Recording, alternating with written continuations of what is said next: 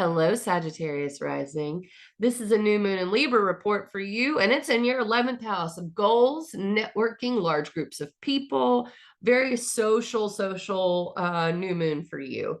It's worth noting that Jupiter is in Aries in your 5th house. This is inner child, your heart, like basically your convictions. This is what drives you. Your 5th house, I think. It's your heart chakra. It's your inner child. It's what you believe to be true about reality. But right now, it's not so much thinking about that as it is thinking about how you do relationship and networking and what that means for you. So this is about honesty. That comes also through your career with Venus and Mercury and Virgo, Mercury retrograde there in your 10th house.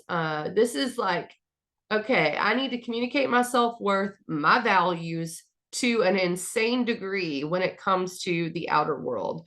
And I don't even know a better way to say that. You just need to be honest with people in your career area, your public reputation. I think you're going to have definitely a reputation for being honest after this period. Like there's no way around it. But it does require you to be honest and to speak your values and to draw your boundaries very clearly. The reason I say that is because it's trying to Pluto in your 2nd house, which is, I mean, there's a lot of empowerment in this financial area. And you're about to see, I think, some payoff there, but also being in integrity, like only putting your money where your values are, basically. That's what this is.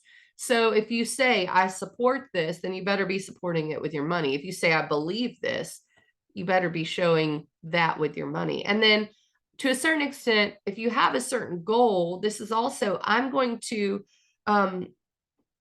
spend my money in accordance with that goal. What is your goal for the future? That's what I want to ask you for this new moon.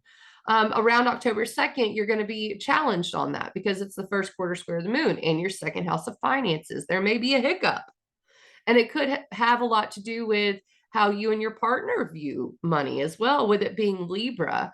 But it is like you need to take action by saying, no, this is what I believe, this is what my goals are, and this is what my boundaries are for my money and my self-worth, and really communicating your self-worth very clearly to those around you. Mars is in your 7th house of relationships in Gemini. So there's going to be some interesting energy there with friends, clients, and partnerships of all sorts. You're doing some research there.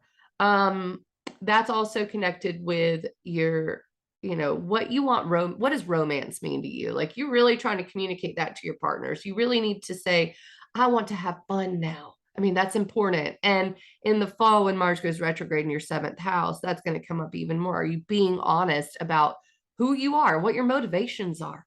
You need to be, and you need to do it starting now. Okay, so goals for the future, for sure. I'll be back on October 9th to tell you about the full moon in Aries, which happens in your 5th house of fun. All right, and romance. We'll see how it goes. I'll see you then, Sagittarius rising.